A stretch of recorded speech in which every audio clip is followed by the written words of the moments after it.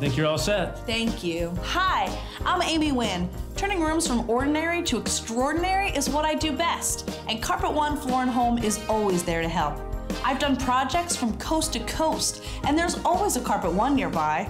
With a fantastic selection, super prices, and fast professional installation, we promise you'll love the way your new floor looks, or Carpet One will replace it free. The beautiful guarantee, only at Carpet One Floor & Home.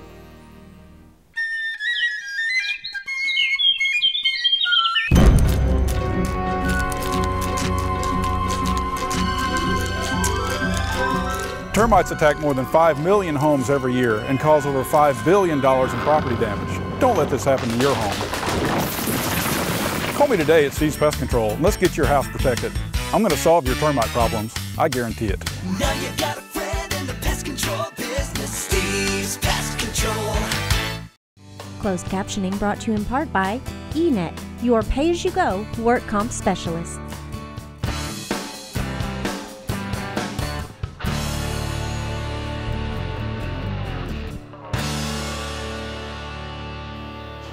We're here covering the exterior door installation here at John and Toby's Custom Home. The biggest thing on an exterior door is you want to make sure it's right before sheetrock goes up. If you don't make sure it's right before sheetrock goes up, it could be problems later for you. The door will start hanging up, it'll sag. I mean, there's all sorts of pitfalls to not doing it right the first time. So what we do is we get our door, we put it into place, we make sure that it's level in and out. We also make sure that it's plumb right to left. Two very important parts. Also, we want to make sure that the threshold is level as well. Making sure the threshold is level, make sure right to left is level, and then in and out is level as well. It's all important. They all have to be the right way. Then what we do is once we get it level and in place, we actually insert shims here on the right at 3 hinge points of the door. The reason the hinge points are important is because once you shim it, then you insert these longer 3-inch screws into one hole that's left open. Actually, there will be 2 holes at the top, 1 hole in the middle, and 1 hole in the bottom that'll be left open. And you take these screws and you screw it through the shim areas to make sure that everything stays tight and solid and compact. The reasoning for the shim is once you get it level and in place, you don't want anything moving. You put the shim in there, once you screw it, it just makes everything tight. It's wood to wood to wood. That way this door's not going anywhere. It opens and closes like it's supposed to. It seals appropriately, and you have no problems there from there on out. Get the deadbolt handle installed. This is going to be a real nice door. Seal appropriately. The greatest feature on this door is it has blinds on the inside. And that's just a cool added feature that they have here. Mid-City lumber, and then it also will tilt as you open and close it.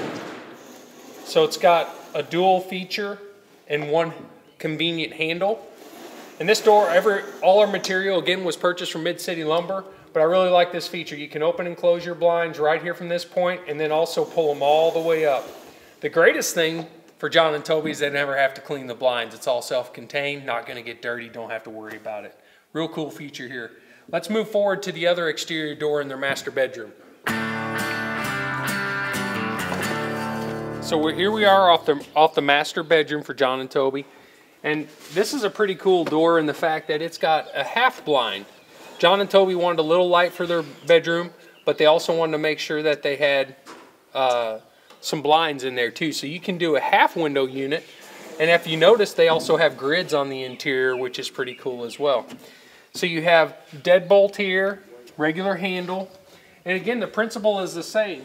It's a little more narrow door because the walkway is a little bit more narrow. It doesn't need to be bigger for code purposes, but all entrance doors exterior need to be at least 36 inches for the front and back door, at least exits, so that way you can move stuff in appropriately. It also makes life a little easier.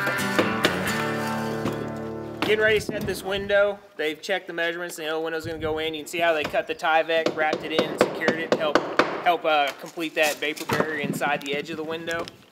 And you can see on the outside, you may be able to make out the nails in there. That's in what they call the nail flange. Before they put the window in, they actually run a bead of silicone all the way around the nail flange on the window itself. That way when they install it in the hole, they know the silicone's where they want it, which is on the window. They adjust it to get it level and then they go and add all their nails on the outside. Also on the window, you can see it kind of looks like there's a trim piece on there where it looks like it's finished. Well, it's a vinyl window, and it has what's called a built-in J-channel on there. And the J-channel is where the vinyl siding comes in, and those cut ends all slide into that little channel so that everything looks nice and finished when the siding is complete.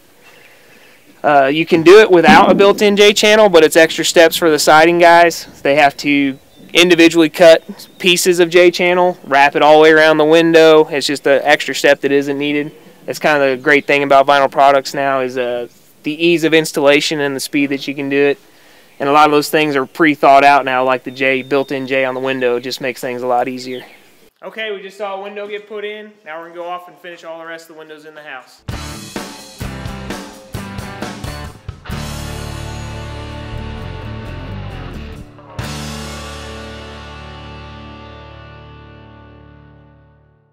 And what was funny is the homeowners called me one day and said, "Hey Cole, I don't know if they messed up on pouring that, but there's like just gravel and dirt right here."